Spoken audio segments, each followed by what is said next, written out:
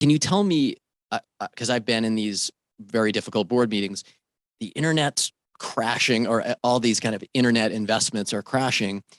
What are those board meetings like? They got to be a lot of pressure on you to say, hey, do we cut our losses? Is there another way out? And you got to believe into this vision to drive to the 100 million. So there had to be a lot in between there that was tough. What makes it easy in the early days is that often you only have one VC on your board. Mm-hmm. Later on, you might have 5 or 6 VCs, and that cap table gets complicated and those board meetings get more complex. But for us, we had one VC, August Capital.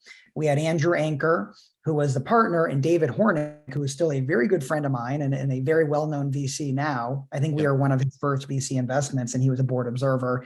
And the board was me and James, the 2 founders, and Andrew. So the 3 of us it was very easy to be aligned.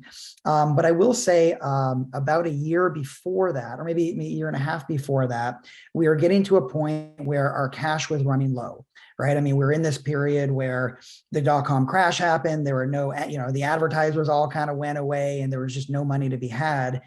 And I remember our lawyers talking to us and saying, hey, you're getting close on cash. You might want to consider a wind down and think about, getting your employees some bonuses or whatever, and, and getting, soft landing. And James and I, we're fighters. We're like, no effing way are we doing that. We're going to figure this out, right? It's fight or flight, back against the wall. And we're like, flight is not an option here. We're going to fight. And what happened is I had mentioned that IQ test. We started doing that, and that was the one test that really, really changed the game. And a lot of times when you have content businesses, it is hits driven, right? You find that one big hit. Hollywood has this all the time with movies, and game studios have it.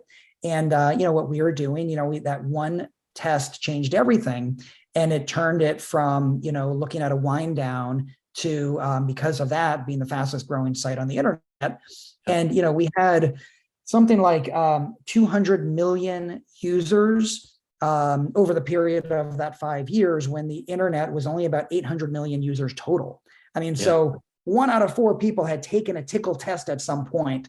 And it was, sometimes you just got to keep fighting and see your way through. And the hope is that you have enough cash. And we literally had like 3 months of cash left when we had that conversation, and we made it.